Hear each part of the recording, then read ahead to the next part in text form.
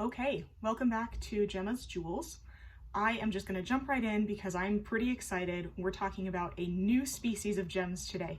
So we're done for now talking about the different varieties of quartz, as much as I love them, and we're going to move on to what's called beryl.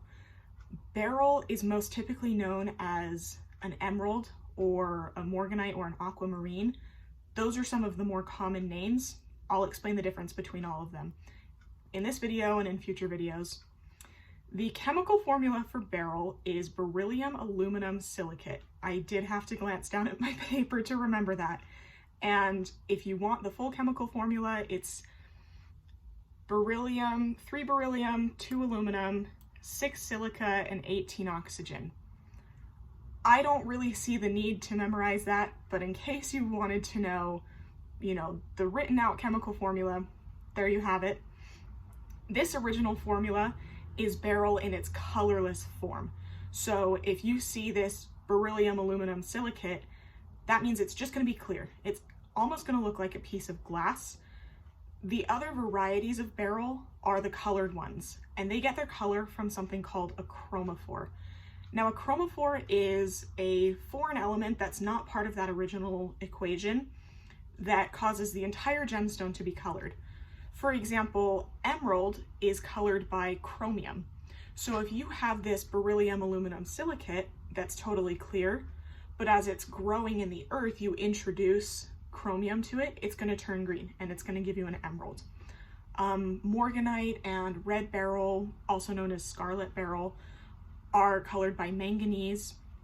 It's kind of the same concept as, t-shirts that you can buy at the store. You can have the exact same t-shirt in 6 different colors. It's just based on the color of the dye that they use when they're creating the t-shirt. So based on the foreign elements that are introduced to this crystal while it grows, it can be one of any number of colors. And I actually, for once, have some of my own that I can show you, so I don't have to look on the internet.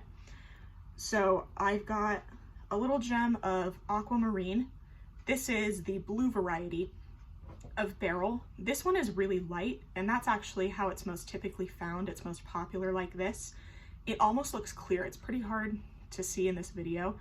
If I hold it up closer, I don't know if it'll focus, but you can see some hints of blue. It's kind of a clear, really crisp sky blue colored gemstone.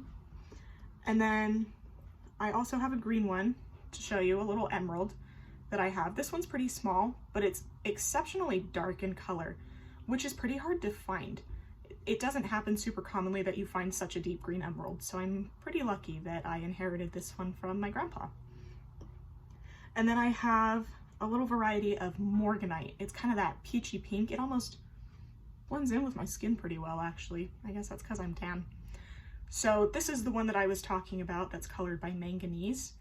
And this is a really popular one for jewelry. We will talk about that in later videos. I'll talk about each of these gemstones specifically, but I just wanted to give you a little sneak peek, show you what they look like, and show off my own gem collection a little bit, because I love my gem collection.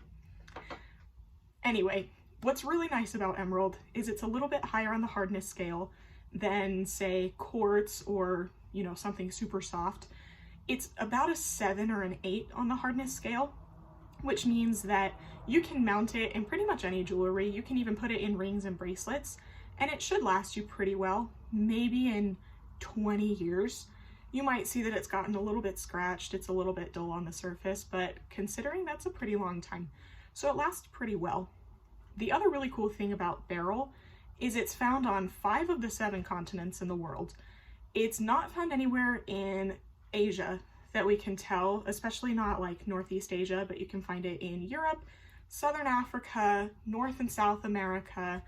I mean, you can find it in so many places, and that's really cool. So it's really available to the gemological community. Emerald is probably the most popular variety of beryl, so we're going to do 1 or possibly even 2 videos on that, just about emerald, because it's really well known throughout history. So is aquamarine actually, and so is heliodor, which is another variety. But for now, I just wanted to give a really brief introduction on beryl and get everybody a little bit more excited and give a little sneak peek of some of the stuff that we're going to talk about.